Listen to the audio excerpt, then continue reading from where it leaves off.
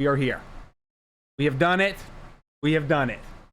Here with the incomparable Black Girl Mage. Lexi, how are you? I'm doing so well today, honestly. How are you doing? Man, I'm living. Like, it's cool down in LA. Like, we've dropped Oh, back that's nice. into double digits. And it's better here. It's better in we love to hear that. in We the love doubles. to hear that. Yeah, man.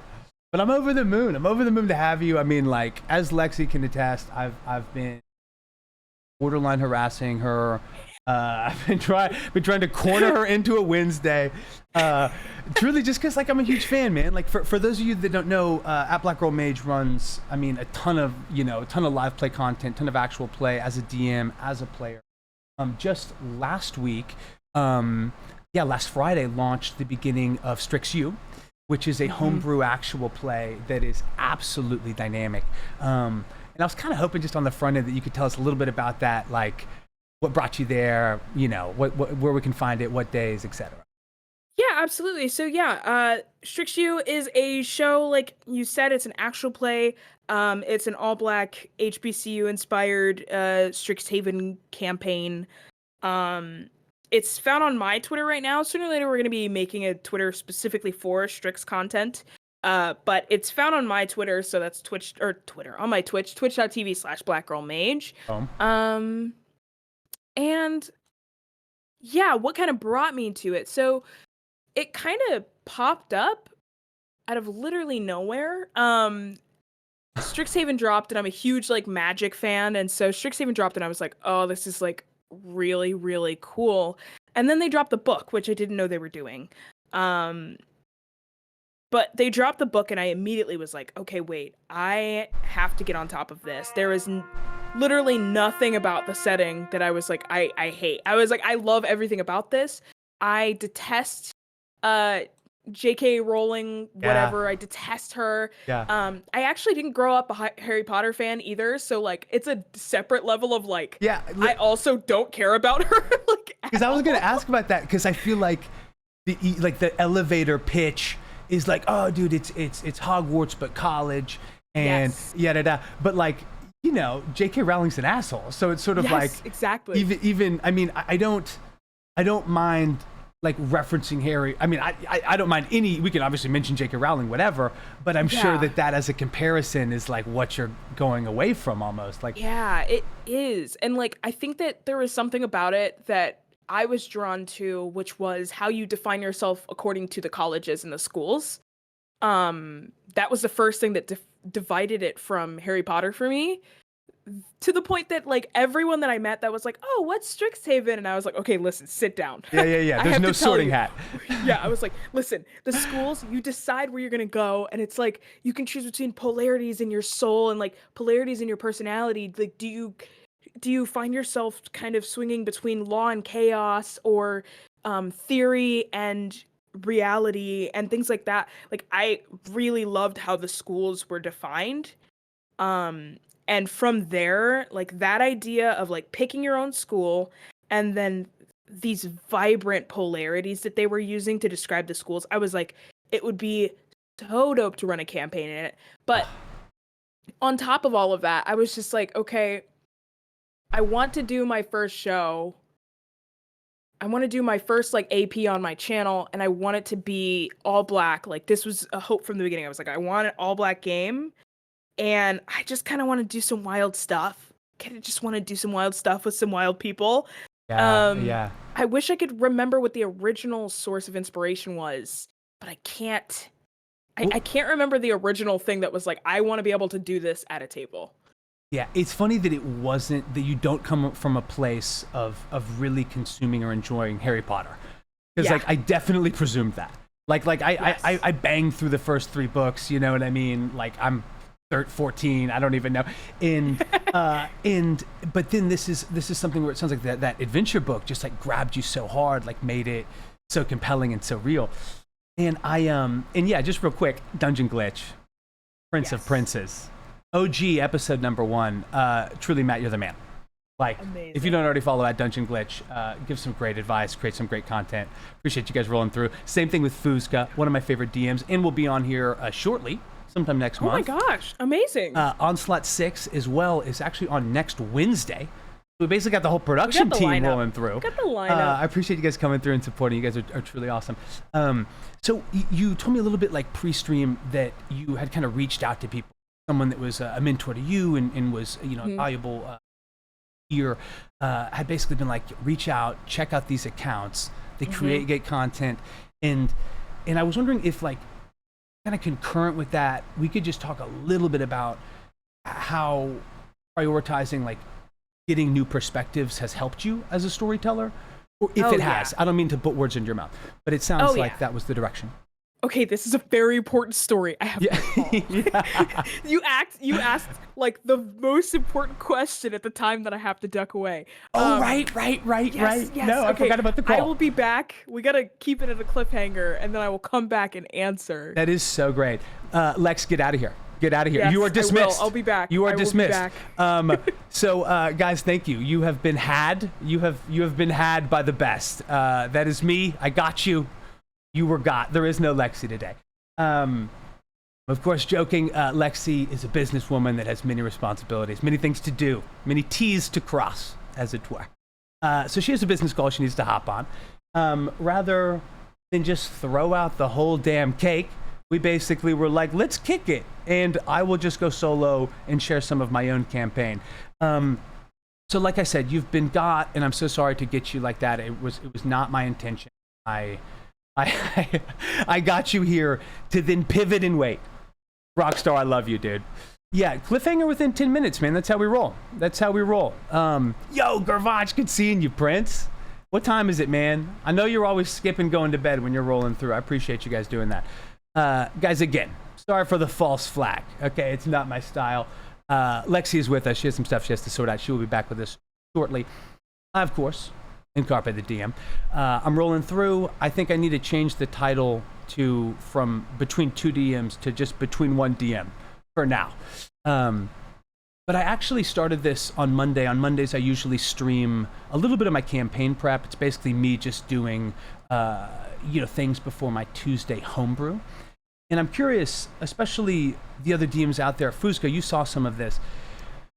I ran it last night, and for the first time as a DM, was essentially attempting to go from the micro, where we're moving throughout a day, throughout a series of hours, at most a couple days when they move through the wilderness or what have you.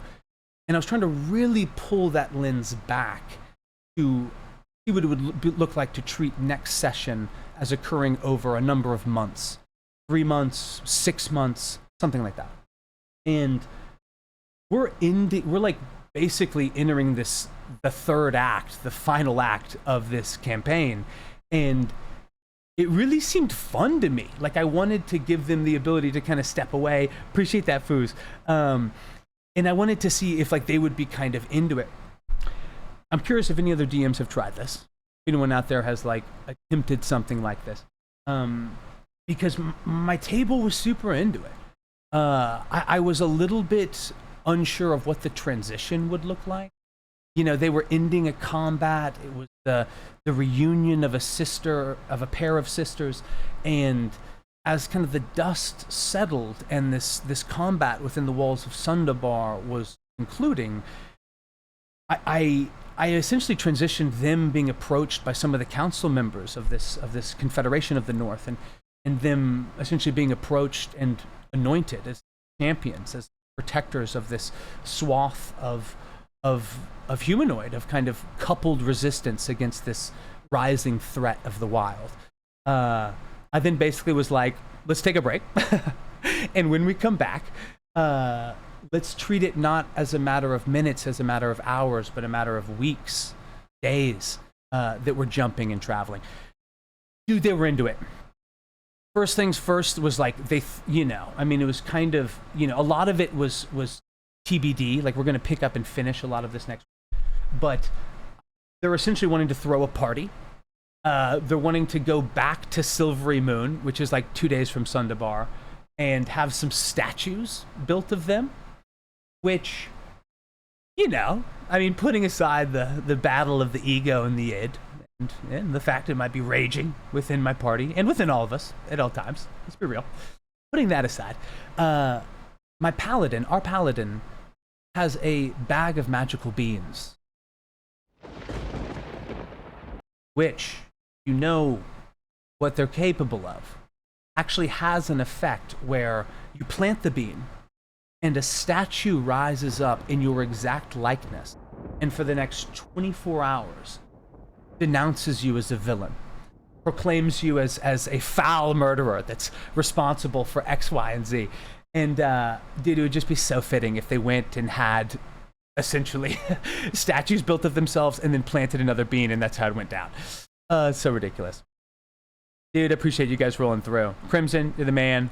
Fuzga, you already know Black Girl Mage. Obviously, she's a fucking legend. I feel like Dungeon Glitch might have put me on to Lexi. Like, I think so. You, like, yeah. Yes. Yes. I've been watching in your shadow. Been walking in your shadow, Brave Matt. Gervanch, I love you. You guys are chilling. Yeah, exactly. I appreciate you guys just being chill with it. Yeah, the advertisement was dope. I hope that's... oh, you mean the one I shot? Yeah, I did a commercial for the Joni Bernard no-kill shelter. Let's hear it from my cat fans in the audience. Come on.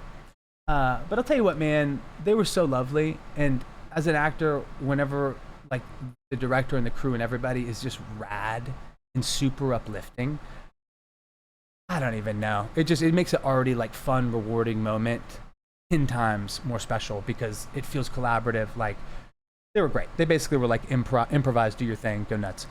It's 2 a.m. here. Gervant, you're a soldier. Got college at 7. Cool. So what, are you cracking a beer? What's going on? But I can't miss this. I appreciate this. Dude, yeah, guys, you guys rolling through. Matt.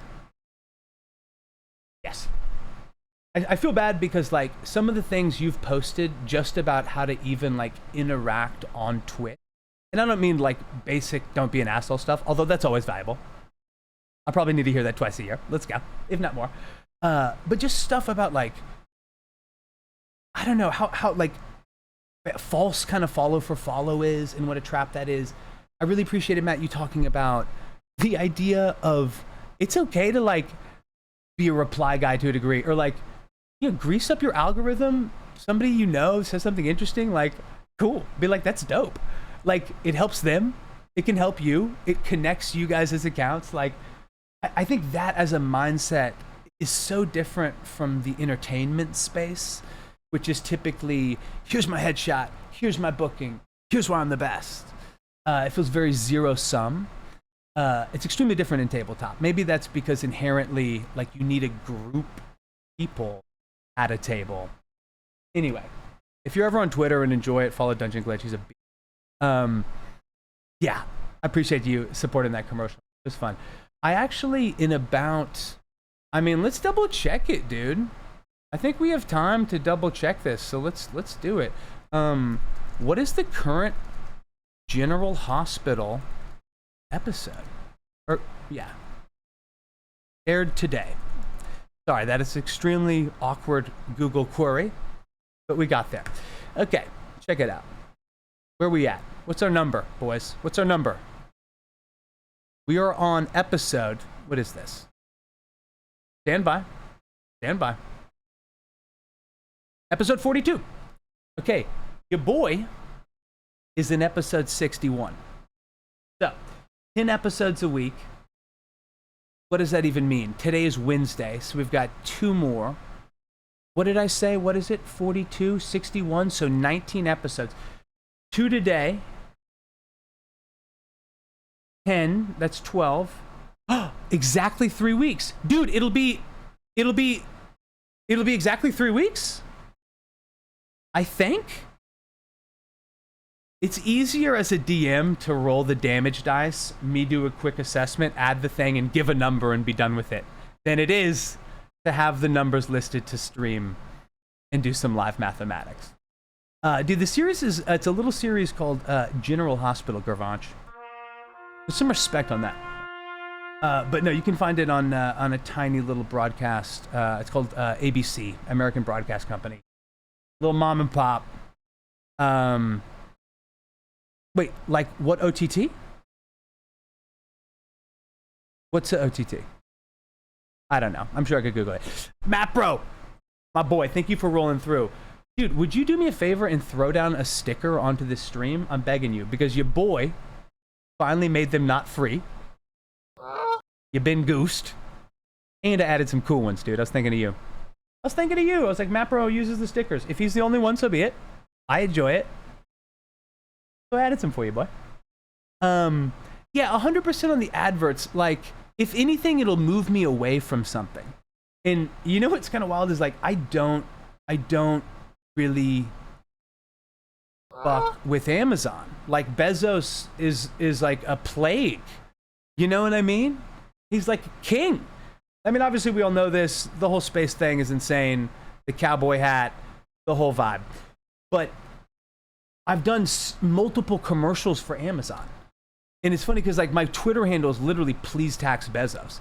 And, or not, that's not my handle, it's my name. But I've kind of caught some flack from some friends in a good-natured way about, yo, you don't buy from Amazon, you don't subscribe to Prime, you give us shit for ordering from them, but you do their commercials. And it's like, that's fair. That's a fair critique. At the same time, Papa's got to eat. You know what I mean? But it's weird. I feel that way with like Starbucks or what's some other stuff I would never... Like I've done some commercial, like Bank of America. They've like fucked up over so many people. They've stolen so many mortgages. They've foreclosed on so many people. Like they're a predatory financial institution. And yet, when given the opportunity, I'm gonna drive to Burbank and like pretend to be this girl's dad to be in this commercial. You know what I'm saying? I don't know. I'm not in judgment over myself on that. Like that's the industry. That's me making use of a skill set in a space. I'm down with it. No one's getting hurt. Except these companies are an enormous problem and they're a plague. Anyway, if you tuned in for Dungeons and Dragons and specifically for Black Girl Mage, I am sorry. She is here. She's close. She's close at hand. Oh, she's back. Oh my God. Girl, I'm so sorry. Okay, it's okay. Have you been back here forever? I've been back for like maybe a minute and a half. Oh my God. Lexi, I literally had just finished a diatribe and was like, well, anyway, I pray to God she's back. Dude, you're the best. Let's go. Yeah, thank you. Thank you. Oh my God, of course. Thank you so much for just letting me have that. Just like finish this rant against Bezos. Prince. Absolutely. I agree. It's a plague, dude. It's a plague. I feel like hardcore. Being a software developer, there's not a lot of places that I can work that I feel confident in the ethics of their business. That's right. And it's rough because like the bigger the company, the more they try to separate you from what you're doing. Like especially as a coder, they're like, "Oh, you have nothing. Like you're on the tech side of things." But I'm still like, morally, can I be okay with this? It's one umbrella, right? It's so rough. Oh my gosh. That's wild. All right. Well, yeah. Yo, Lex, I hope this entire call you've just been like brainstorming, just been incubating, right? Like, yes. Can I drag you back into Strix? Because like we're all loving it. If you haven't already checked it out, please do. But I am really curious, like, you know, like what it looked like going, you know, following these new Twitter accounts, being like, damn, these people are tight. I want to work with them. I want to like, you know, create with them. And then you said you reached out and they all said yes. Yes. Which, you know, of course. It was nuts. It was kind of one of those things where I took a big chance. I was friends with one person, I think, before. And a couple of the people I had either talked to on Twitter, like they had tweeted something and I was like, hello, I really like this content. Or I was like laughing along with them. And then there was one person that I recently just told her, like, the only time we spoke was after you posted a podcast you did, and I literally listened to the podcast because I thought you were so cool, and then I messaged you about the podcast and told you that I loved your vibes, and like that was the only correspondence we had outside of my like one close friend, and it was just like it kind of ended up being a remarkable process because I reached out to everyone, like I said, not expecting everyone to say yes. And I was like, okay, if I throw like I've always been told, like, if you throw out like 10 invitations, 6 people are going to come. Or like 5 people are going to come. Expect half. and like prepare for all of them, but expect half. So I threw out the invitations to everyone, and nobody said no. Like it was why I've never run a game with this many characters. I've never like I sway between like I've done one person games, and then I've done all the way up to like 4 people at most, 5 people at most. Do you have a preference? And Like, is there a sweet spot you found? like 4 to 5. 4 to 5 tight. I would say like yeah, like Jumping to 6 is tough. It gets very much harder.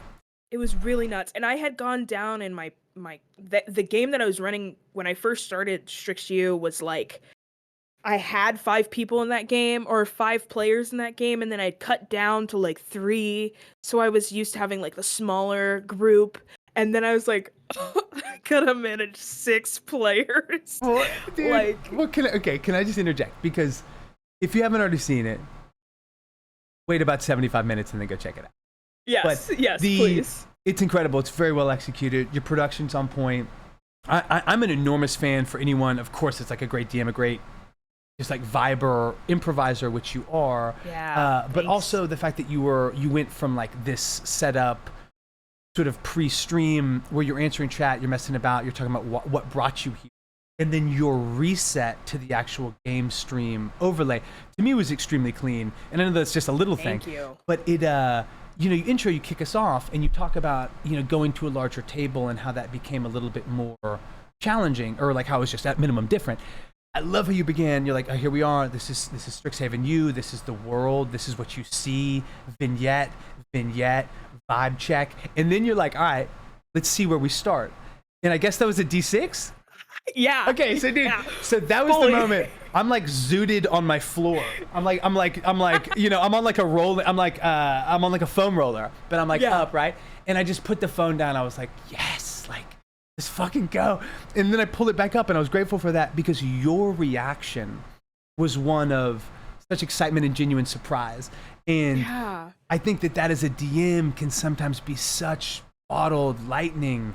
And so like, is that why you did that? Did you do that to give yourself a little plug, or like? Big time. Like, Cool. I knew that if I could choose to order, cinematically, there's a way to walk through every single character and what they're doing. But I think that would have required a lot more talking on the front end of like, if we started at a party, where would you be? And I really wanted us to start off like we knew about each other's characters. We'd had a session 0. We talked about like what we looked like, and the entire chat was just full of making fun of each other's characters and like figuring out who's friends with who. Now, in terms of the session 0 that you did as a group. Yeah. Got it. Yeah. Session 0 was all bullying. Like, it was all bullying, including of me. You establish a safe word, and then you start cyberbullying each other. Exactly. Copy. And then everything up until filming episode 1 was also figuring out who's friends, who's not. And then a little bit of conniving on my end because there were some people that were not connected. Like, there are 2 transfer students in the whole crew. Izzy, who plays Jay, and then CJ, who plays Amethyst. Amethyst and Jay kind of don't really have ties, so I went through and I was like, okay, where could you have been pulled into this? And I made that like connection really, really fast of like, okay, you're this person's cousin, great, cool, we're done. And roll the dice, and I was just like, okay, I know the NPCs that will talk to these players if I'm allowed to do this. And literally that intro would have been varied. It probably wouldn't have looked exactly the same at all, but I knew who was going to talk to who, NPC wise to player wise. So starting out with Amethyst was perfect because that immediately looped in Anaya. Who immediately got to go talk about what, like, it was such a perfect thing. And I'm glad I didn't choose which order it went in. Well, that organic energy sometimes is like, that's what's so electric at the table. You obviously know that as a DM, but that is just a clever way. I'm a DM that likes to roll for a lot of things anyways. I had just never seen it in terms of sequencing, and just a smart way to give yourself some juice. Well, normally, like, like we bring people on, like the whole reason I wanted to set up this Twitch was to make it easier for like new DMs to kind of get into it, right? To just sort of like pop in and be like, okay, great, that's how you do that. Oh, that's how you do that. I'm sure it's different when you're running a home game versus a live stream. But, for you, can you kind of maybe like talk a little bit more about what your session zeros look like? Like what it looks like to go from 0 to 0, like literally nothing to a session 0. Yeah, I mean, so a lot of my session zeros actually they happen long form because session 0 for me starts the second I start asking about your character. And it doesn't matter if it's like if we get an official session 0, that's great, but most of the time I start asking and poking and prodding about character and race and class and stuff. And then when we sit down for session 0, that's where I start doing logistics. I start talking about, okay, what are my personal rules that I'm bringing to the table, such as like how long do I want sessions to be? How long does everyone want sessions to be? What I will and will not have at the table. So we go through lines and veils. Sure. And then from there, we start. I introduce the story. And this is something I don't know if a lot of people do, but I tell the players the kind of story I'm going to be telling. Because, like, yeah, my mentor and I talk about this a lot, but, like, story doesn't equal plot. Like, the players and the characters will carry out a plot in their own time. Dude, wait, let's slow way down. You're about to lose me. I'm like, I just got thrown off the trolley in a great way. My corpse is tumbling over the mountainside. That's amazing. The plot and story are different, for sure. Yes, for sure. In let me almost in a Socratic fashion, like because the story is what you're setting out to kind of tell, and the plot is what ends up happening. Is that the separation? The story, yes. The story is the grocery store, and the characters are going to be grabbing a cart and going through the grocery store and picking what they want from it to make their final purchase, which is like the end of the campaign. Like they will leave the story different and changed. And that might not be the best analogy. I'm not really good at analogies. But No, that works. That's essentially it. Is the story is the house for the plot. The story, like you can have different parties going on in the same, like different parties in different games happening in the same story, because each of them is going to choose and pick and make decisions that change them and will affect the overarching story, but they're all going to define their own different plots. So I kind of tell them straight up, like I told them straight up, hey, I didn't say anything about secret societies, I don't believe. But I did say like there's going to be like the overarching thing, what every student goes through is like a search for internships and a way to get to the top. And you all are going to be at the top trying to get further and further. If that's not of interest to you, that's fine. We can figure out what your story is. But for the most part, if you're going to this premier university, you want to be able to pick where you end out because that'll align with who you want to be in the future. So we started there, and I kind of said, if you want internships, like that's the most important thing, like is getting an internship by your junior and senior year. And that's kind of where we started working backwards. We started saying like, okay, cool. With that idea in mind, who are you and why are you at the top? Like, why are you either in the top 13 or just outside of it? That way I gave everyone a goal. And I could sit and work on the Arcanaya and stuff, which, like, not exactly a spoiler alert, but go watch episode 1 after this. Yeah. But I didn't tell them about the Arcanaya until we got done with episode 1. And then I was like, hey, like, there are a bunch of different groups that you can use to get where you need to go. And there were some characters whose parents already knew about the Arcanaya, so I did tell those people after the session 0. But session 0 was just like, hey, I want to deal with, like, you all making your way to the top and being in this school. And they, they're right now, you'll see episode 1, they're essentially like sophomores, so second year students, right? Yes. Was session 0 freshman year? We didn't play for session 0. Oh, copy. I didn't know that's how you sort of treated it. Okay, normally, cool. Sometimes I do like to do a game as session 0, but for this one, we talked through so much heavily of just like, who were you freshman year? Who did you become friends with? What is your school? And who are you friends with there? And like, even down to the NPCs, like on stream once I made a list of NPCs, every NPC that Strixhaven the source book gives you. And I said, okay, who is your friend? Who are you sleeping with? Who have you slept with that you don't talk to anymore? Sure. Who do you smoke with? Who do you hate and who do you love? Like, who are you absolutely in love with? And is it requited or unrequited? Like, and I made an Excel sheet and they went through each person and Dude, that's marked great. which, so I got to go from there. So we really built an environment of the school and of their characters and jobs they'd had, all that kind of stuff, way before we set, like in between session 0 of defining what the story was going to be, and then session 1 where they officially started on the plot and they started Mm, wrenching the world into their own hands. got it. Got So, it. I love the story is the house. Like yeah. I see that. That's totally, it makes such sense because like, you build a house before you then arrange the furniture within it. You know what I'm saying? Like, Yep. needs to happen in that order. Yeah. Root of all beer, thank you so much for joining us, my man. I want you to know I've texted my brother. He is in Oxnard as well. Check your discords, Nice. Root. Okay, the Oxnard connection is happening. Um, Gurvanch asks, do people also hate you for that? I'm not sure if he means is it Hit me typical? for what? Yeah, it's like Gurvanch, explain yourself. No, is the I mean maybe it could be peripheral to something else, but is it typical for you to start most session zeros in that way where you're like, hey, let's just talk about the story real quick, talk about like what this world is.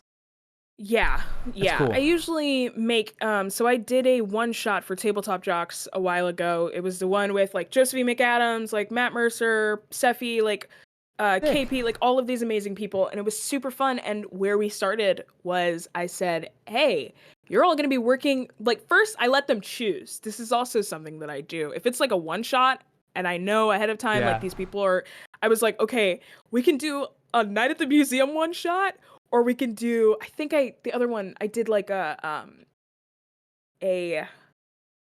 oh, what's it called? It's the same dude who did Parasite also did they're at the train and they're moving forwards Is that the one um with the zombies with on it? Chris. No, Chris Captain America is in Oh, it. Chris Pine? And no, the other Chris. Oh Shit. no, there's so many of them. Whatever. So it's like this idea that the people that are like the society has ended and all of society was moved to this train that endlessly runs on this Oh, track. Snowpiercer. Snowpiercer. Snowpiercer, Root. yes. There he is. Yeah, yeah. Yes, thank you. Chris Evans. Yes, thank you, Um, chat. Yes. Yes. so I was like, okay, we can do a night at the museum one shot, night at the museum inspired one shot, and here's kind of like you all will be museum workers at this magical thing or at this magical museum, or we can do a Snowpiercer one shot where you all live at the base of this mountain and things are happening and you got to move to the top in order to solve those problems. Um, and I gave him a choice, and literally like 5 out of 6 people said night at the museum, and we went from there. So most of the time it's presenting that, and I was like, here is the name of the museum, here's the vibe, here's who owns it, and here are all the different roles that I've researched of like museum workers where you can slot yourself in. Let's figure out where you're at, because for that one we had a session 0, but like I said, most of the time I'm throwing story at them and throwing like the setting at them first so they can see their characters and pull up to the session 0 with a concept. Got you. You know, that's it's also like the more on the front end you're giving your table the choice, right? You're also like Yeah. feeding into what brings them to the table. I mean, I think that's something that Yes. like a ton of new DMs, something that's like, unless you get lucky, or you're essentially working from an adventure book where you're like, does everybody want to play this invisible book I'm pretending to hold up? You know what I mean? Like, Yeah. it can be chancy. So that's like a very, very wise way to do it. I mean, I'm curious, like, were you a DM first? Like, did you play before you were a DM? Because, like, Um, I know you do both now, but you strike me as a forever DM. Yeah, so I played in a one session of Curse of Strahd, and And? then bought the DM's guide. So I thought you were going to say it was TPK'd. Like, yeah, no, almost. We started off, and I was playing with this group, and 2 players were murder hobos, which I didn't realize what that was. Let's go. But they saw a flock. I don't know. They saw a pack of wolves coming at us, Sure. and they decided we're level 1. Why don't we just go at them and kill them? And we all were like, no, but Let's we go. got pulled into it, and we all literally got knocked out. and thrown onto a cart. And that's how the DM saved us, was like, oh, you just got KO'd and your bodies are all on this cart and someone's wheeling you into town, and you fade back out. Like, That's kind. And that game never picked up ever again. I went out and I bought the DM's guide, and I was like, I'm gonna just, if this is what D&D is, I'm down for it. Like, I'm just gonna build my own world and tell my own stories. So That's sick. It was literally one player session. You were like, I gotta get the book. I'm gonna do this right. Yep. So can I ask, like, you know, was it more a like, oh, I'm excited about D&D. I want to create. I want to build it, or was it, or it could be something else, or was it more, I want to do it right? it was like, it's a little bit of both. So I have this like weird thing where if I'm a part of something and I could see myself doing it better, then I kind of get clung to that idea of like, I should do this. I'm going to learn how to do this so I can do it right. That's what I was fishing for. Yeah, that's what I got. I got that first, and then I was like, but I didn't realize pre-written modules were a thing. So I thought that this dude had come up with all of this lore and stuff that he was telling us himself.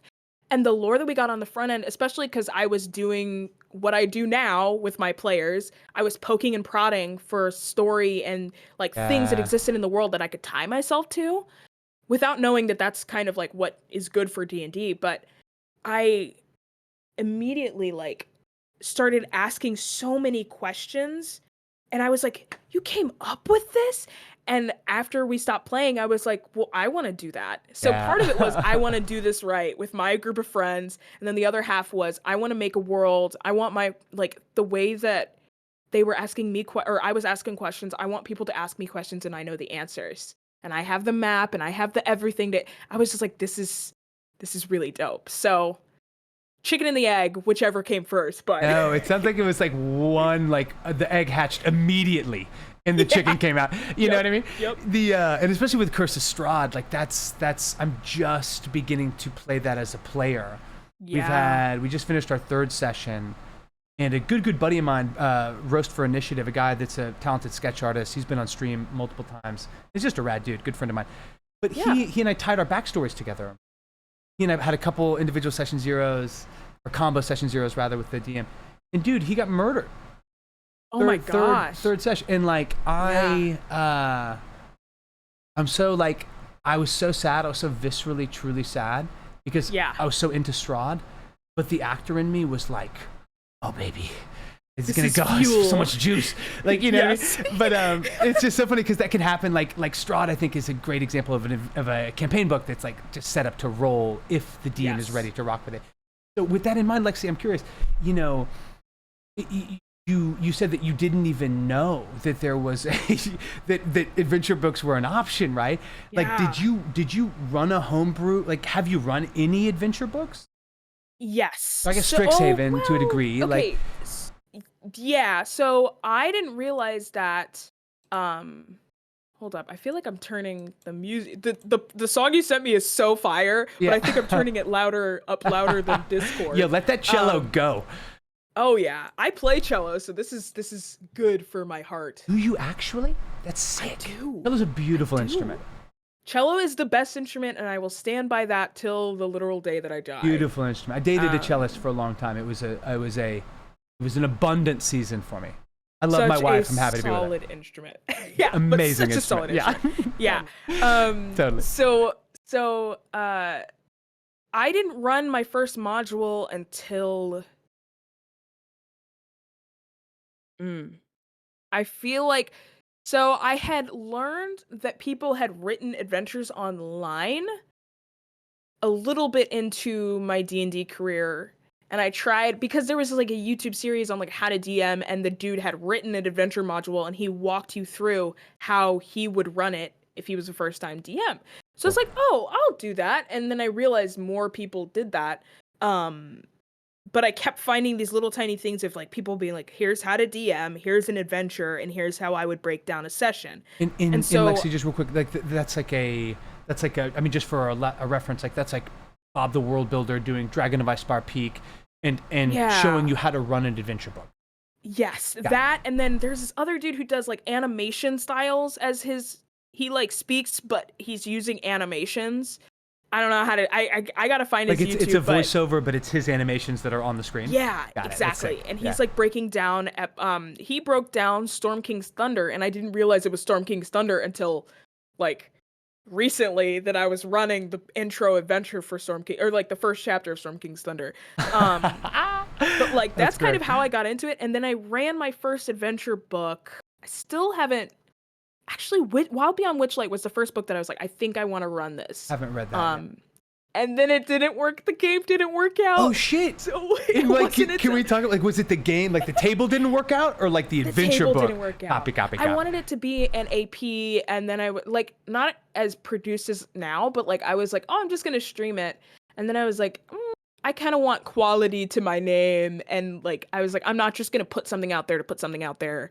Big difference. So that kind of like that realization came after the party kind of fell apart because I was like, oh, I'll just like find a new cast maybe or whatever, and it just didn't work out. So Theros was when I realized a book could exist. I bought Theros because of magic, and then Wild Beyond Witchlight was the first book that I looked at, and I was like, okay, yep, cool, I'm gonna run this. Didn't. And then Strixhaven is the most recent adventure book that I've been like, okay, I'm going to read this and understand everything about this so I can run it.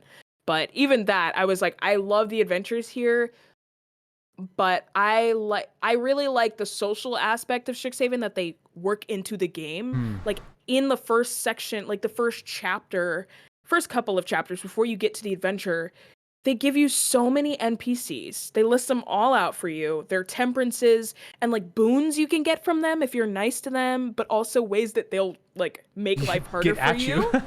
Yeah. Totally. And like they introduced that like the idea that some NPCs might turn into like lovers, like they have an actual card mechanic where the players mark like how many times they've pissed a person off, or like how many times that they've like had a romantic encounter.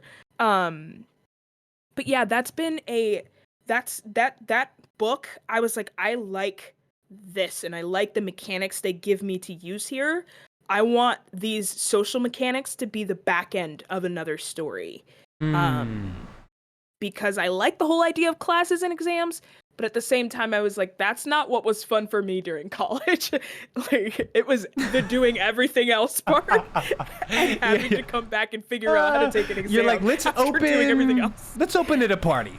Yeah. Yeah. I was like, no, y'all don't have. I literally told them straight up, you do not have to worry about school. Like, maybe there will be an exam that couple like rolls. Yeah, exactly. I was like, I'll figure out a mechanic for how well, or even you can just tell me how you think you will do. How you think your character will do. Like, tell me, like, because I trusted everyone to be truthful. If they're like, actually, I probably was screwing around a lot freshman year, and so junior year, I choose my school, but I'm on probation, like academic probation or whatever. Tighten it up. That kind of thing. And everyone kind of gave me reasons why they were in the top 13, which I kind of like came up with. It was like, tell me why you're in the top 13 or you're not. Tell me why you're not. And everyone had good reasons to be in the top 13 and good reasons why they would be like, whether that's like my parents can pay for tutors and I don't really have to worry about it, or I seriously don't have to try when it comes to school, or my family's not rich, I'm here on scholarship and I need to work really hard in order to like, there's no way I wouldn't be in the top 13. That kind of thing. It worked out so perfect. That's such a dynamic. It is funny whenever the lineup of what people want to play, and of course it's because you've shown them the world, they know what they're going to inhabit. Man, that's so wild. That like just gave me a bunch of questions about that at the same time. Yes. You know, like in general, I feel like, you know, DMs, particularly new ones, will come and they'll be like, hey, I'm running, you know, like Homes of the Frostmaiden or whatever, and I'm not sure how to run this, or there's not enough information on this. And it sounds like inherently, like from day one, you were reskinning shit as you saw fit. And that's what I think what you have to do, what becomes that currency to allow homebrew and adventure campaign to sort of become one. Was that a journey for you? Like, was that always easy? Like, how does that process look for you? It was definitely a journey. I don't think that I think so. I've always had a background with storytelling because I grew up like writing short films and like writing stories with my brother and that kind of thing. They were never like good. They were never Dude, that's so good. I'm about to get my brother on the line. Ours, Yes, please. He would disagree. Like we would, but I think that the thing that I found was, even though the stories, I would go back and read them and they weren't exactly good, I would commit to them, like fully 110% commit. And that was something that I brought to this, and I was like, okay, the first couple games I ran were kind of everywhere, but I kept hearing that DMing, like, your say goes. Like, you make the rules. You are running the game. It's your say. And so I kind of gave myself the freedom to be bad and the freedom to tell bad stories and whatever. And, like, my first homebrew game, it was, like, a Disney-inspired game. And I had run little tiny one-shots of the adventures that I found online. But my first campaign fell apart for the exact reason that the story wasn't there. Like, the story wasn't there. I was kind of like not really sure where to go, and the players didn't really have a good grasp of like who their characters wanted to be. And so I like very much took that upon myself as an opportunity to learn. But yeah, it's been a journey. It's definitely not been the hardest or not the easiest, but it's also not been something that I've had to be like, I need to study every story ever in order to become the best storyteller in the world. Like, do you think, no, 100%, like, you learn on the job, and like that willingness to like fail, keep going. I say often that like, especially coming from like an acting background, like my move from theater performer, like theater background, to then everything in LA being on camera is a really significant difference, in one that I did not anticipate. Like, being that different, I was like, dude, I'm Gary Cruz. Like, it's good. You know what I mean? And then just needing to sort of understand how different these mediums are, how different, like, do you think, and I mean, I don't mean to pry, just more hearing that is just, I'm interested. Like, do you think the story falling apart was was that because the session zeros weren't there? Do you think it was more you reskinned some stuff but didn't reskin enough? Like, what was the heart of the issue? So the problem came from, I think I had the bones there for a really great campaign. I think I hadn't gotten the hang of like using multiple plots in a game. So I was railroading them, but we all were figuring things out. So I think that was okay. As we were figuring out characters and story and all that kind of stuff. What happened was, I think this was the problem, was that I let my player, it was a Disney-inspired D&D game, and I let my players play Disney characters. So I had Kronk. Okay, got it. Yeah, they were like fully like Kronk, Kita, and Jim Hawkins. Like, wait, okay. Yeah. And so, because the issue was, I was writing these stories that would be interesting for those characters to take on, but the players were not able to make choices out of their own volition because they were paying too heavy attention to, like, Princess Kita, like, not Princess Kita, but like Kita is a queen, but she's also naive, so she's naive, but she knows things, so she probably wouldn't go through this door, or she would probably not want to go after this plot because it's a little too like down and dirty for her. Or like Kronk is this kind of person, he wouldn't make this kind of decision. And I found that because the players didn't make their own characters, like it was really hard for them to commit to things that they wanted to do. Oh, that is. So it sound like I think it still would have been a bad campaign, like, because it was my first one. But I think we could have had a lot more fun with plot, had a lot more fun with continuing forward in the story if they didn't have to commit to like, I have to act like Princess Kita, I have to act like this, I have to act like that.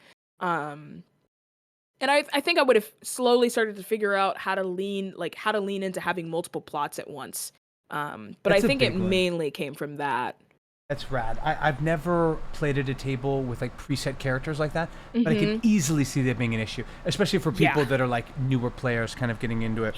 Like I didn't build their characters, but it was just that idea. Like we came up with like what race and class they were going to be, most of them human, but it was just like, and I gave them the class, but they have that preconceived notion of like who is in that 60 to 90-minute film. Exactly, from like the Disney canon. Exactly, Yeah. like I can't do anything outside of that. And I was like, dang, like that's really constraining now that I think about it. Oh, that's intense.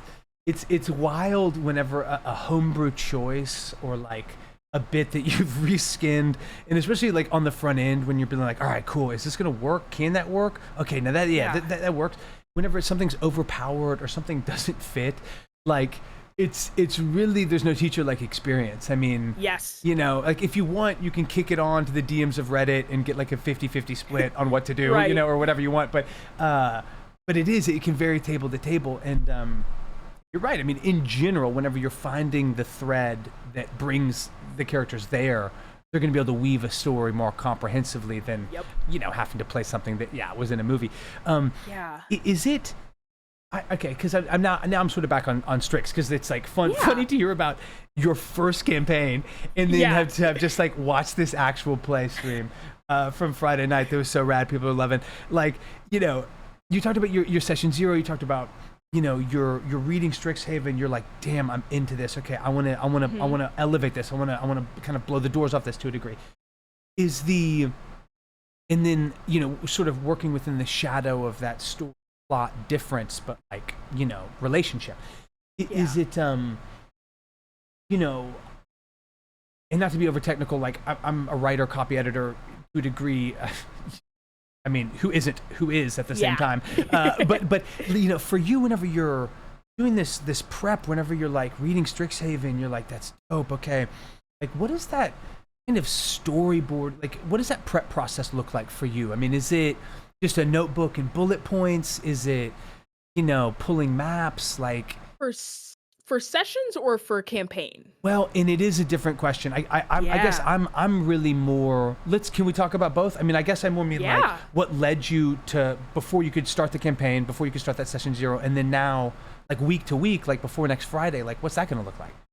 Yeah, I mean, so what I will say, so it is pre-recorded, so it's not live.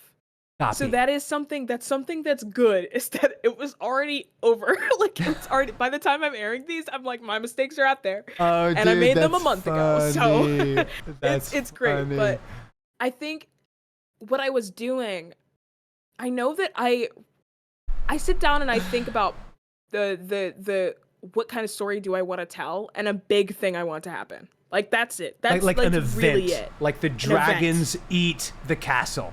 Whatever it is. Okay. Or like I want a tower to turn upside down, or I want every player to die, and then I want like them to roll up new characters or something like that. Like, and then I go from those big events and I figure out like, how do I make that happen?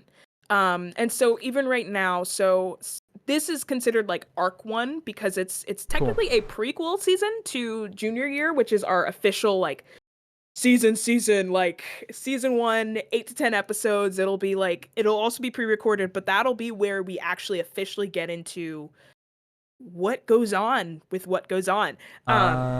People will see, and it'll make sense. But prepping for that, I have just decided on like what the overarching story is and what I want out of it, what I want to do by the end of the episode.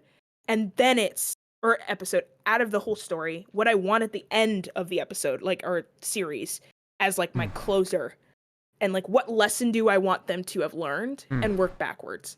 That's so like sick. And that's and I just because I like, is that for you? Like, I was thinking like scene painting, you know, like I can always like think, just because as a DM, that's kind of what you're describing is your mind's eye, right? Yes. Is that what you're sort of talking about? Like the zenith of this exchange, of this story arc? Like, yeah, absolutely. Cool. That's it. Is like, I think of, it's very discordant. It's actually a very discordant process, but usually I start from some wild idea. I think of like almost like a tableau, because at the end of the day, like a lot of what I do, and even in how I do D&D, like, how I gave all the characters intros, it's little vignettes, but really what it is a tableau at the beginning. A tableau at like you've probably done this before for like acting, but like I know I took like a couple of acting classes in college, and like one of the things we did was like a tableau where you literally are given like a word or an emotion or something, and everyone, you have like 5 or 6 people and you have to like somehow convey that, and Like they move to spatially? their position. Yeah, Yeah, yeah, yeah, yeah, spatially. yeah, Like yeah, you yeah. move to your position and you freeze and you hold it for like 10 seconds, and then you move to another position and you freeze and you hold it, and you're supposed to be like kind of showing a story over time. And so that's what I'm low key capturing is what is the tableau at the beginning and how does it change at the end. Um and then I go for the center. I immediately dive into prep, which is the center part of that, which is like what have they learned, how are they going to learn it, who's going to teach it to them, and what's the best way to teach it. Mm, Um that's but amazing. yeah, so that's like whole campaign prep, and then session prep is a lot of where did we end off last time? What did I say? Because most of the time Consult the logs. Hold up.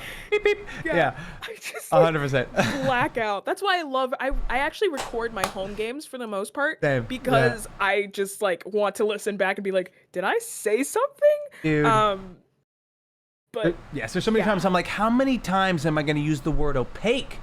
Fuck. yes, You know, God, that's like, literally whatever it it. is, like, Or I'll be like, dude, why did I use that name for this NPC when it's supposed to be another NPC? Or sometimes I'll mhm. do this funny thing where I go back and I listen and I'm like, I completely forgot that I said that I told them this piece of information. Like, straight up, there's a continuity error in the Strix, and you'll see between next episode and episode 4, there is a continuity error in a professor that I describe. And it's so funny because going back and editing it, I'm like, No, dude, that's I said real. it was a halfling, and then now I said it's a minotaur. There's no way. Like, how did I do that? So Well, it's hard for super you to be helpful. responsible for 18,000 things. That's so fucking real. I want to Oh ask you yeah, it's like a little hilarious. more pointed question about Yes, the actual please. like session to session prep, but that is so helpful. Guys, if Yeah. you're just joining us, where the fuck you been? What's up? Yeah. Like where you been, Jeez. dude? 57 minutes in? You lollygagging? What is this? Can't be late. Can't be late. We're here with Black Girl Mage, aka Lexi. She is an absolute triple A plus black belt, super talented DM, storyteller, improviser, you know, player, DM across the board. We're just going to just Okay, chopping it thank up. you. She has a new actual play on her Twitch channel that's also up on YouTube. Yes, it is. Episode 1 is up. Sick. It's true. Sort of a riff from Strixhaven. It's called Strix U. Absolutely rad. But Amon, appreciate you rolling through, and appreciate you guys kind of tossing out some questions. Lexi, I was wondering, Ruta Valbeers asks, kind of what, you know, overarching advice you would give to a noob DM when making their first homebrew campaign? Like, you know, how would you kind of sit them down and be like, yo, This is my first thing. I have a friend that has been teetering on the edge of like writing her own campaign. And my biggest advice is don't write a campaign. Like I feel like everyone says this, but like do not stress yourself with a campaign. S- Start thinking of a story, like an arc. If that makes it easier for you to understand, like look at TV, look at anime, look at movies. They take you through an arc. Like if you hmm, watch the Avengers Infinity War and Endgame are two separate arcs of one huge story. We have to have 5 years in between those two arcs in order to understand the gravity and the weight of the situation. And you need both movies to understand how the entirety, like the entire thing goes. But if you think about it more in that arc slash story way, then every movie that they had before that was its own adventure. And hmm, like think about taking your players through those adventures and then finding some way to loop it into an overarching plot, because that's essentially what Marvel did was let's watch Iron Man 1, watch Captain America, watch like every single movie separately, and all of those things that I said in the very beginning, actually that matters. yeah, And we're yeah, going to pull them all, we're going to bring you all together for Endgame.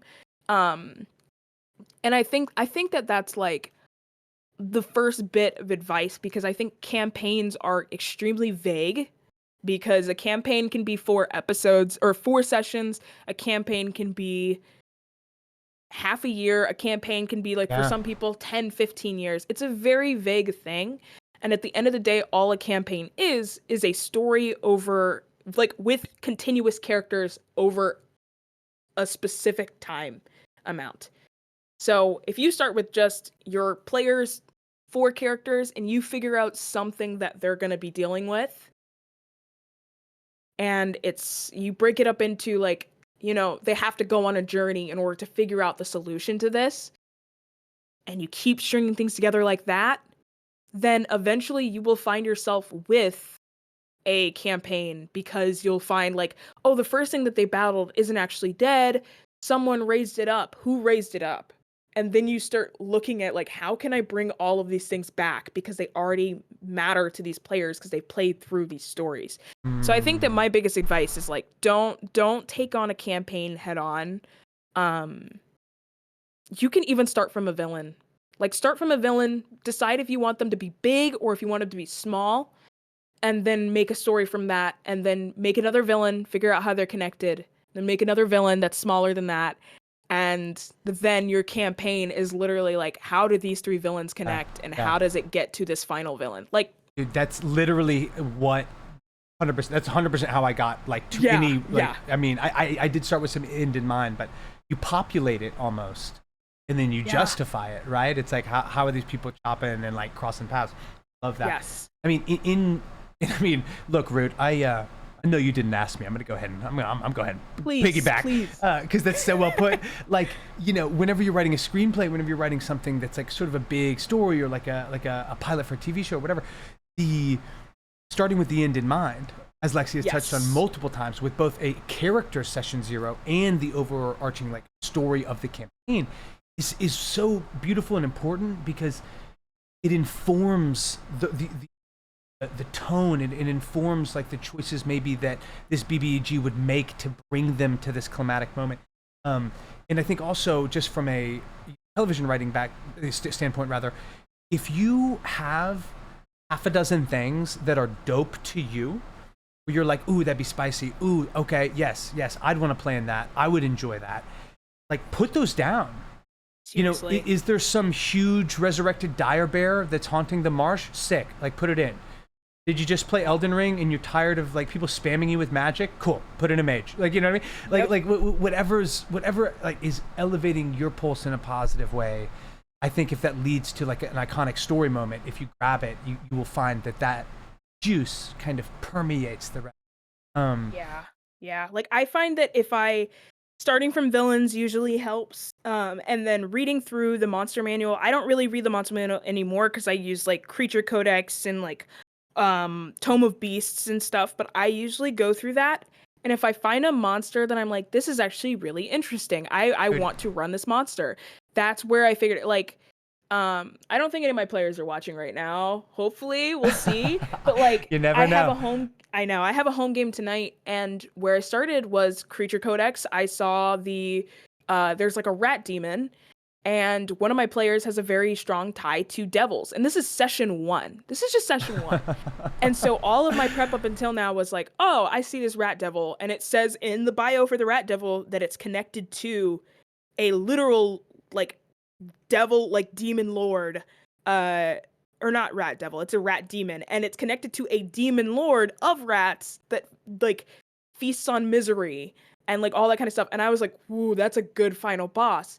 So then from there, I'm like, okay, where do the rats come into the local town? Like, how are these rats in the local town? And I also take into account like the CR of the rats and like how difficult it would be for my level 3 players to deal with them. And I say, okay, they can only handle one of these rat demons. Why is there only one in this town? And figure out from there, and figure out like who's living there and what kind of, do I want to run a mystery or like a fun action, like they just have to beat it up, or am I running like a side quest, like a witch asks them to go for it? Like, figure out the type of story and kind of like start from the thing you want to happen, which is like, I want my players to fight this rat demon, this Lord of Rats. That sounds amazing. That does sound pretty sick. And I'm like, start from there, work backwards. And I'm like, I have an overarching plot for like what I want, like what are the villains doing while this is going on. But outside of that, I'm like, you are going to go here and then you're going to end out in this city. We'll figure out what happens in that city as we go along. This will last us like 4 or 5 sessions. And it's just one arc. One arc.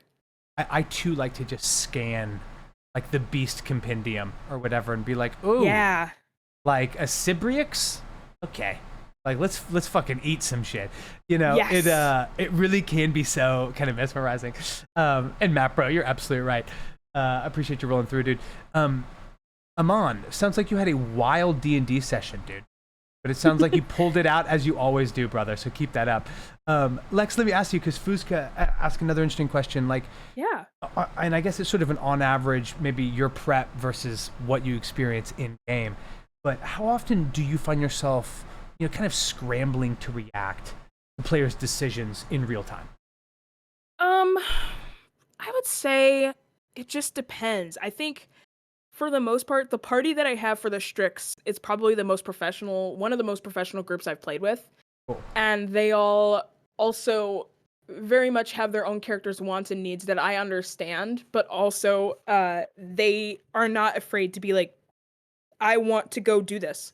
I want to go to call my mom. I want to go talk to this person. They're not afraid to say that that's what they're going to do. And for the most part, I essentially know where I want the episode to end or where the story this series of actions to end. And so for the most part, you mean session to session? Session to session, yes.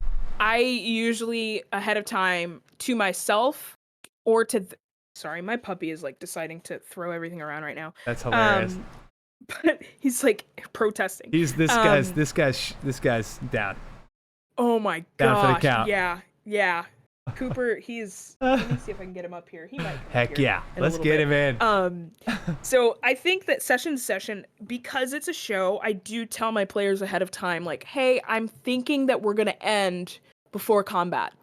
So if you see a piece of cheese, eat it. Like, do not go and decide to run the other way. Like if your character during the story decides to do that, I will find a way to loop you back in. That's perfectly fine. But also don't be the problem person that's like, everyone else is going towards the cave, I'm deciding to go back home. Like, don't do that. Not for a show. Like if we understand it's for entertainment, let's keep it in one accord. Let's, have the same mindset of where this is going. And I'll let them know, like, oh, you'll see it coming. You'll see the combat coming. Or I'll say, like, it might come out of nowhere. Yeah, interesting. But a lot of the times I usually am reacting in real time pretty often. I usually don't have to scramble. That's a good thing. But I do sometimes take a second.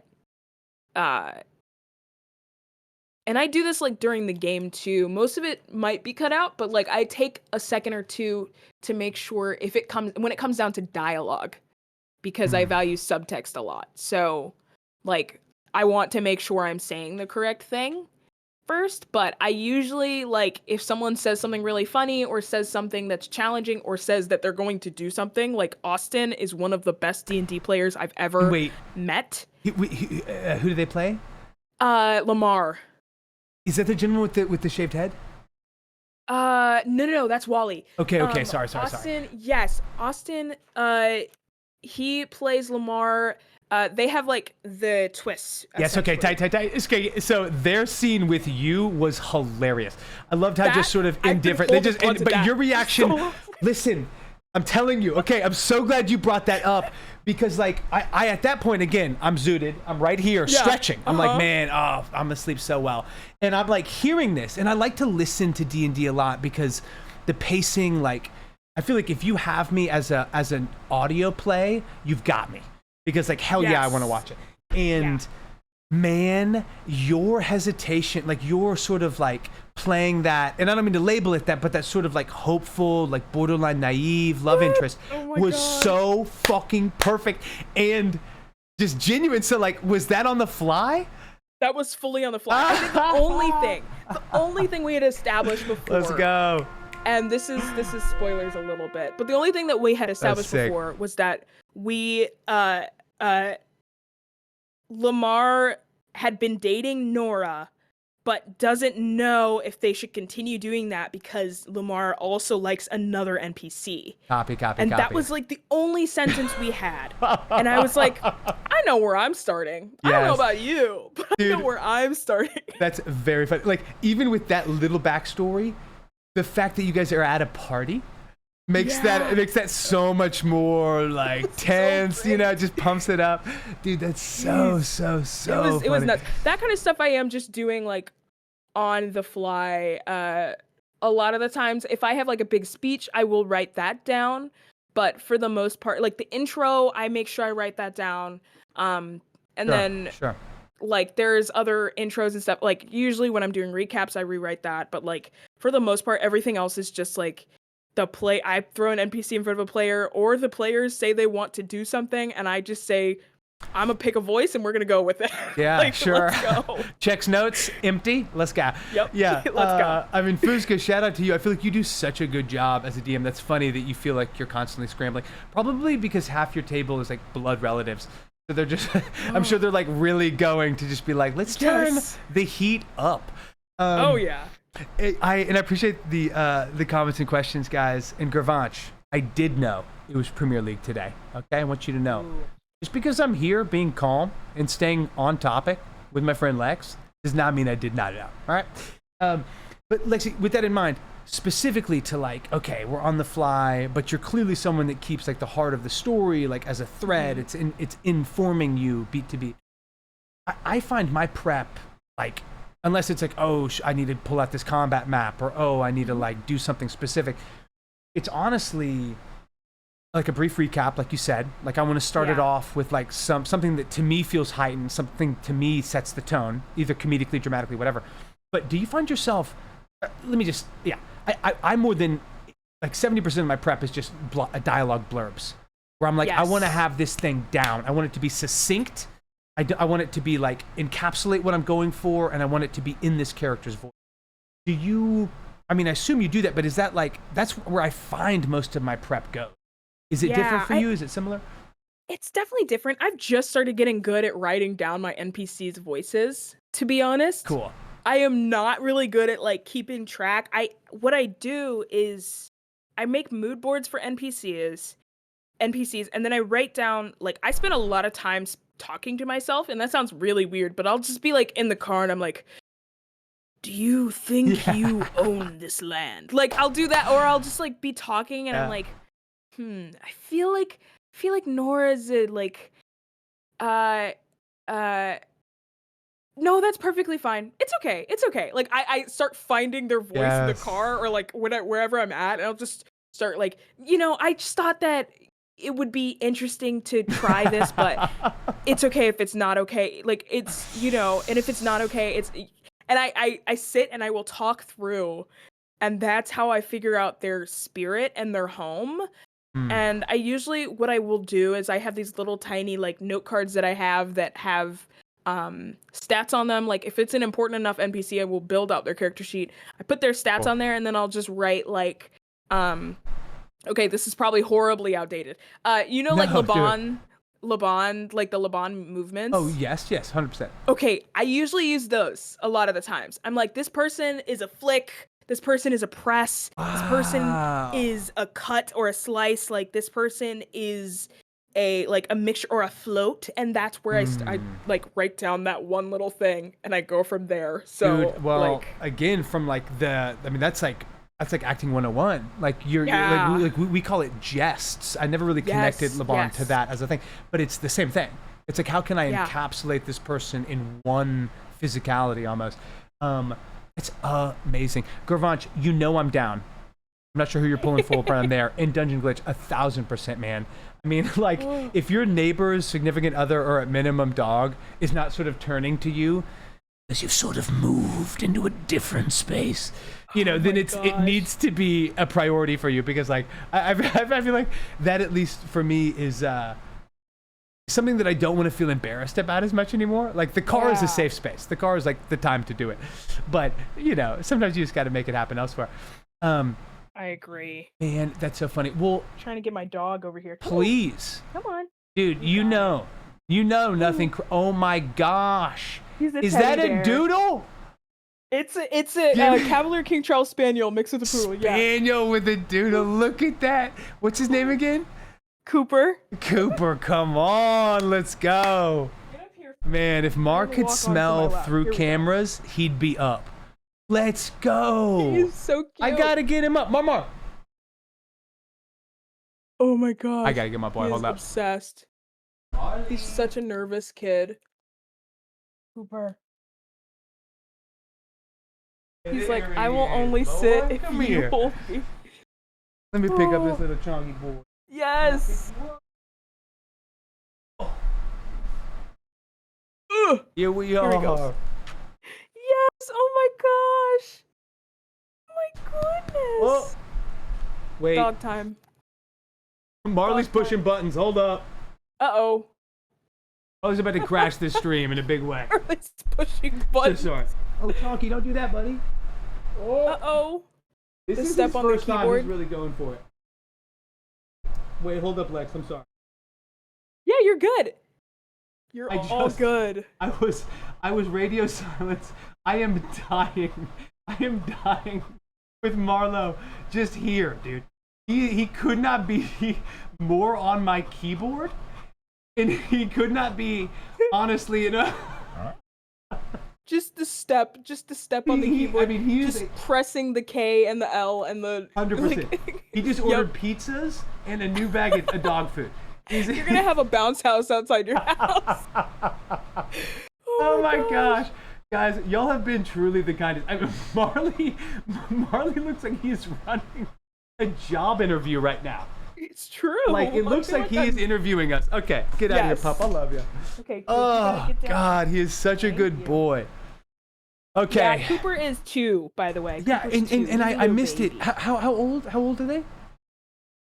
Coop is 2. He's a 2, little okay. baby. Yeah, he's a little COVID puppy. Got you. And One lifesavers. of those guys. Yeah, big time. He's so anxious, and I'm like, I can tell you're a COVID puppy. Yeah, I can tell. Well, that is both like a pro and con, because like we lived, we made it out, and now let us all learn to adjust. Oh yeah. As an extrovert, it felt like I was in prison. Like I was like, oh my God, who can I harass? My partner. Oh my gosh. Perfect. Okay, well, Lex, let me just like, because this has been amazing. I know you don't have all day.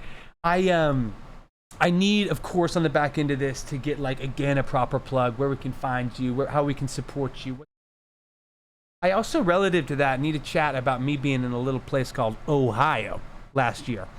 Shot a Safe Flight commercial in Columbus and in Findlay. You ever been to Findlay? I'm from Columbus. So Dude, yes. let's go. Yes. Oh my gosh. I was so charmed. It's pretty close. Yeah.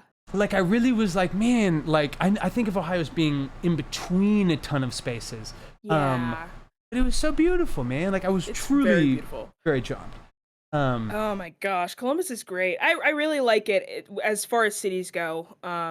It's like a very suburban city of all things.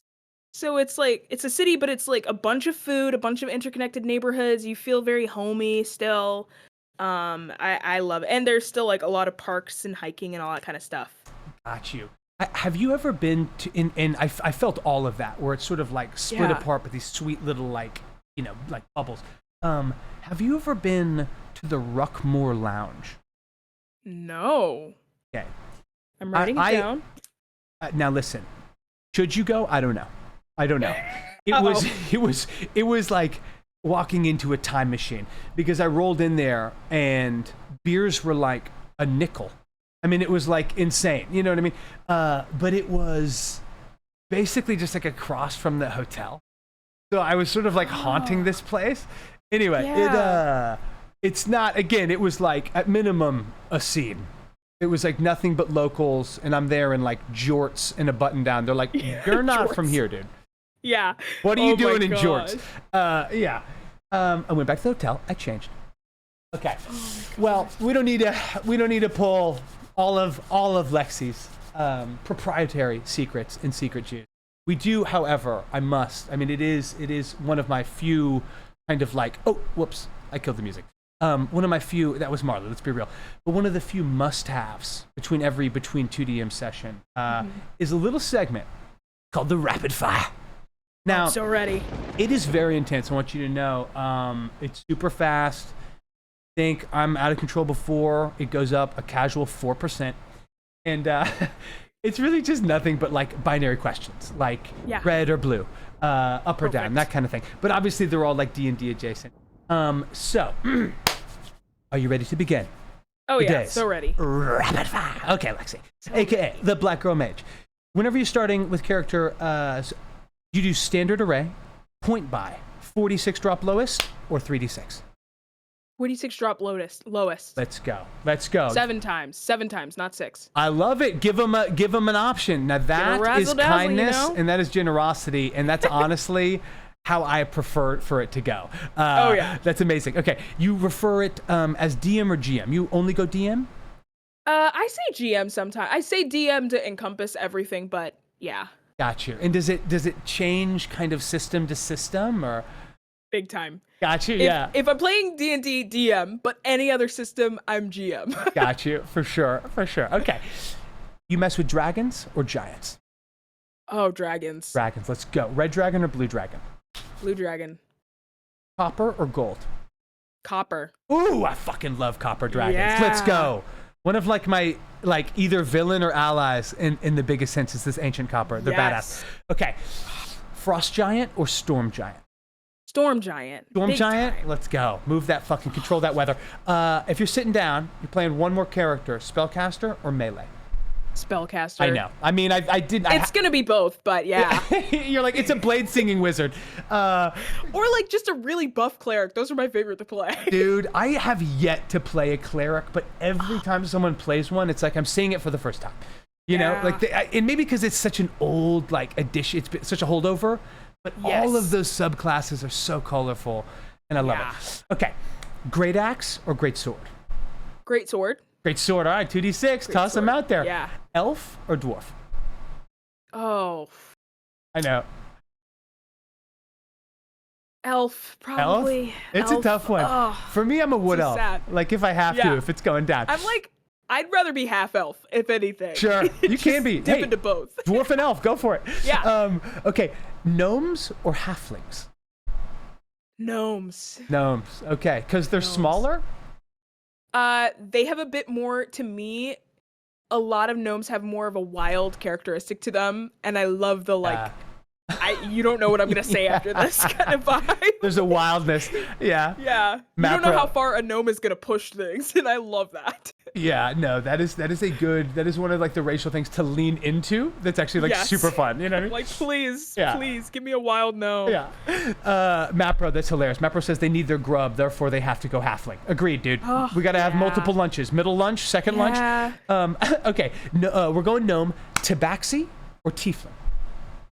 Oh, tabaxi. Snow leopard tabaxi all the way. Okay. Both can be very sort of R-rated characters. Oh yeah, I agree. But tabaxi agreed. Like tabaxi just has a ton of allure, and honestly, like with their point buy, it's nasty. Okay, this is the only one that's a loaded question. You prefer turtles or turtles? And warning, we stand turtles on this show. Turtles or what? Or turtles. Are they separate things? No, it's just one. There's only one answer. It's I actually am gonna go the furball direction. How dare you, Lexi? How dare you? That is hysterical. That is the only time that has happened. Yes, I have only ever put turtles in my game, and every single time I'm like, crap, I should just use a furball every once in a while. That's hilarious. I'm realizing I don't use furballs at all. Yeah, I rarely use them. They're so interesting, and I don't use them ever. I'm realizing truly, only in this moment, that I think Disney's Robin Hood, I don't know if you unlocked this with your Disney game, but I think that kid that plays the turtle that hides in his shell, like, no, Robin, bloop. I think that guy, I was like, that's the role I was meant to play. Like, you know what I mean? Like, comedic support, Like, you know, like popping in from range. Yes. And capable of withdrawing and elevating my AC by 4. Oh, yeah. That's hilarious. I can't believe you got me on that. All right, you're a beast. I'm going to let it slide. Produce flame or firebolt? Firebolt. Firebolt, let's go. Little more range. Yeah. It's a classic. What are you going to say? Yeah. Guidance Attack, yeah. or mage hand? Oh, gosh. I'm going to show my support here and do guidance. Yeah? We're talking Mage now. hand doesn't do enough for me as like someone who wants, like, especially some DMs do raw. If you're like a comedic DM, then you'll let the mage hand do whatever, but like I find that guidance as like a slap on the back, add whatever you got to your roll, like that's so sweet. It's so, yeah, especially like as a party member, you're like, please God, keep it up. Yeah. Agreed. I wish they kind of changed the weight limitation. I'd like it to be 30 pounds or something like that. Yeah, like something heavier where I feel like I can actually like slap someone's ass and not have the mage hand explode. Totally. It's gone, and that's assault. Okay. Yeah. Are we going? Exactly. Are we going? Where are these? Okay. Mending or spare the dying? Oh God, this is my grave cleric showing. Spare the dying. Spare the dying. Okay, cool. I think I've used mending more than spare the dying though. I don't think I ever used spare the dying. That's why. That's why I'm saying. I mean, the answer as Matt Pro is correct. I mean, it is spare the dying. Although last week the Red Sage came on and Kid goes mending, and I was like mending. Yeah. He's like, fuck my players. I was like, dude, I love you. Yeah, I feel like I've never used spare the dying as a cleric, a long time cleric. I've never used spare the dying. I would just, cure wounds or whatever, or like just do that. So I feel like mending I had more use for because I could like make a piece of paper go back to normal and all of that good stuff. Mending you can use a lot. I will say, like, Spare the Dying got used in my home game last night. One of the first times I'd seen it, Cleric was out of spells. And I think it is one of the things where, like, when it comes through, it comes through. But, yeah, it's so hard choice. Okay, Healing Word or Cure Wounds? God, they both do about the same. Wait, Cure Wounds is... Wait. Cure Wounds is 1d4, but it's like bonus action versus action, and then touch spell versus range. Yeah, and the touch versus range. Exactly. I think it's Healing Word. I think the range thing is super helpful. It is. The druid in me is always like going to Cure Wounds, but I completely feel that. Yeah. Okay. Fireball or Lightning Bolt? Get aggressive. Lightning. Oh, no. Fireball. Fireball? Okay, cool. Fireball. Hard to choose. Both 8d6, but yeah, Fireball's a classic. I mean, that radius is fucking huge. It's so good. Yeah, I mean, once those start popping, me as a DM, I'm like, okay, fine. Reinforcements are coming. Yes. Mass Suggestion or Charm Monster? Mass Suggestion. Twisted. Wait a second. Mass Suggestion, that's where you roll a certain amount of, like, D somethings and... No, that's sleep. No, that's sleep. That's sleep. Yeah. Oh, Charm Monster. Charm Monster? Cool. Charm Monster. I mean, yeah. Yeah. Get the dragon on your side. Dude. You know? Yeah. Or just at minimum, like, have a convo for a sec. Like, get an angle for a minute. Figure out exactly what makes it tick. Yeah. Can be sort of game breaking. I love how Matt Pro's like, Charm Monster! But agreed. Yeah. If it lands, if that one lands, that whole session is taking a pivot. Okay. Yes, I agree. Hunter's Mark or Hex? Hunter's Mark. Hunter's Mark. Okay. Yeah. OG. If you mix that with some other stuff, it gets really brutal. Yeah. And if you crit on it, well, I guess with one D&D it wouldn't, but like, I do love that when Hunter's Mark is up and you crit. You're like, let's go. Yes. Okay. Are you starting your campaign? Now, this is like generic, random, high fantasy campaign that starts tomorrow in a tavern, a brothel, or a jail. In a tavern, but the players aren't there. Sick. Oh, fuck. Yeah. So you're just painting it for them? Painting it for them, and they're somewhere else entirely. Dude, that is so good. That's me going on about commercial work while you're chilling on the Zoom. Like, you come back, I'm like, oh, shit. Like, oh, fuck. Like, oh, dude, that's funny. They're like, are we in it? You're like, you tell me, where are you? I don't know where you are. Yeah. Or it starts in the tavern, but they're truly in the prison. Wow, that's where they're at. Dude. The contrast there. That's sick. So then you're just like describing this thing, they're getting into it, and then it's like, and we cut. a dank where jail you cell. are. Yeah. Yes. That's so fucking good. Okay. I love that. Okay, question. If someone attempts to sleight of hand one of your players, are you using their passive perception or are you giving them a perception check? Perception check. Okay, you are a generous Passives- and kind DM, Lexi. I like it. I think, because I don't think passives are as useful as everyone thinks they are. I don't I'm think either they're or. used. Yeah, it's like, it depends on literally the situation. If it's, I'm not saying it's wrong. I'm really just curious. actually, I think it's passives. If it's like someone is trying to steal something from my players and I've decided like that, or if, yeah, I think it's passives. I think it's passive. Got you. I think, well, it's so, I mean, if it's a big one and it's like something that's coming in, then I feel like I want to give them a perception check. But yes. easily 70+% of the time it's passive perception. Yeah. But I will say this, if it's- you're, no. Oh, go ahead. Good. Yeah. Well, I was just gonna say, if you're at like a banquet or if you're moving through the streets and I describe people brushing up against you like a New York subway, you're being robbed. That's when you're being I'm robbed. like, hey, it's happening.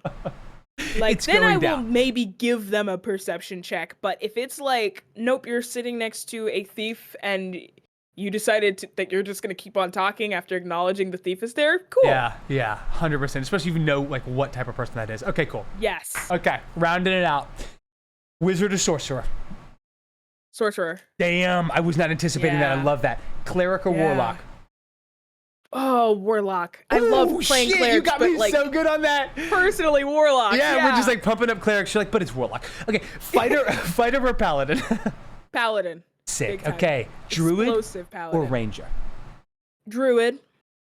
That's Druid because of Tasha's.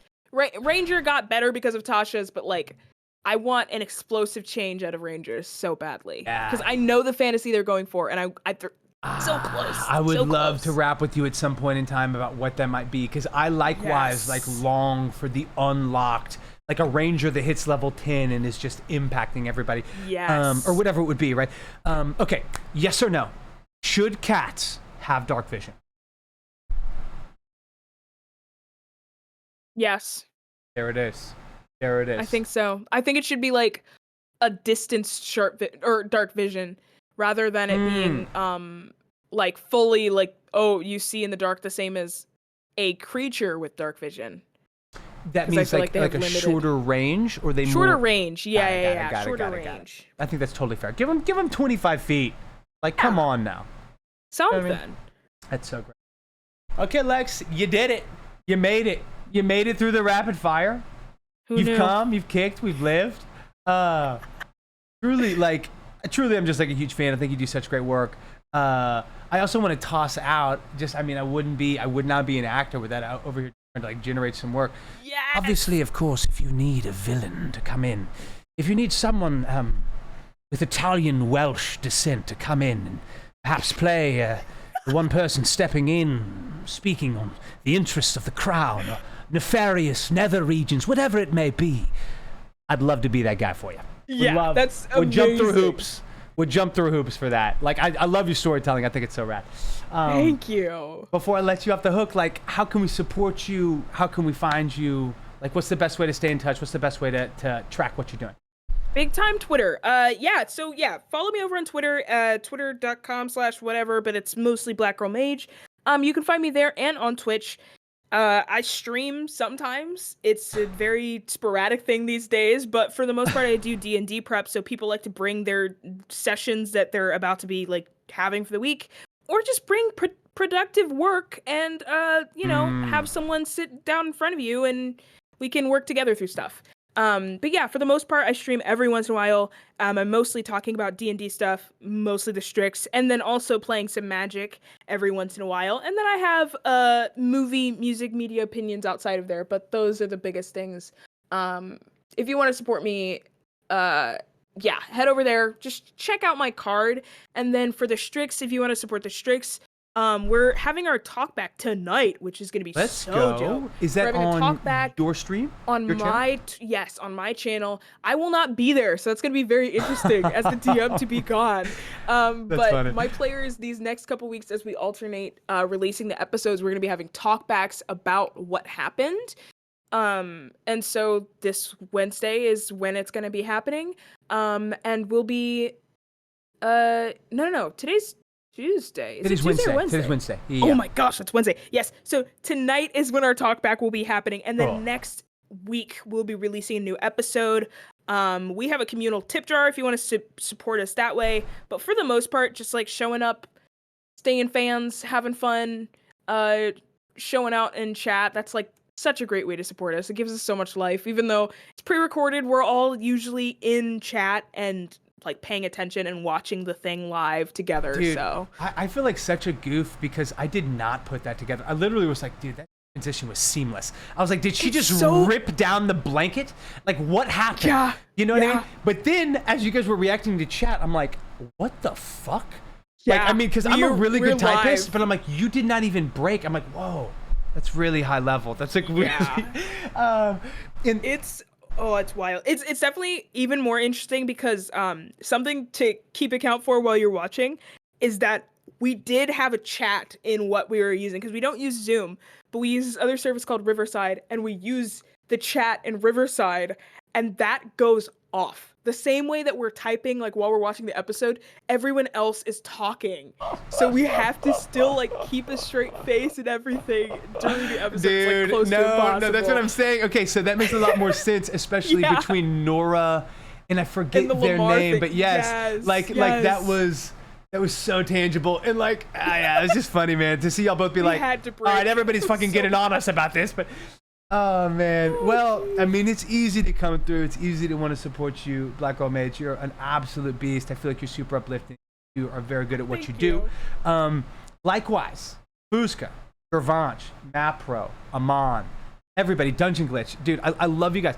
Thank you for coming through and supporting. Like, I am pretty new to Twitch, and it really has been so heartwarming for me to be in this space, especially coming from like LA and stuff where everything feels so zero-sum. And just kind of weirdly toxic in that sense. Like, truly, you guys are so uplifting. Like, it is something that has been a breath of fresh air and a buoy for me creatively. Okay, so last thing, truly, I whenever I started streaming, I actually got raided by a couple people. Got raided by Mim, got raided by Altruistic Latte, and it was super rad. It connected me with some people that I would not have known otherwise. So I don't know who this is. This is Beton Ho. Nice. It looks like a live play, but we're gonna raid them. So anybody that's still around to pull through, Gervanch, you're the absolute man, dude. I truly am a fan of you as well, brother. Thank you for coming through and supporting. I love your stuff. Keep hustling. It's nice to be supportive, and it's nice to build something that can help others do things and feel better about the things they do. So support Lexi. Follow her on Twitter. It's amazing. And if you can, stick around. We're about to raid these peeps. But before we get out, anything you got for us, Lex? Take it easy, but take it, you know? That's it. But still take it. 100%. 100%. All right, guys. We're raiding. Let them know who sent you, and take care of yourself. Yeah.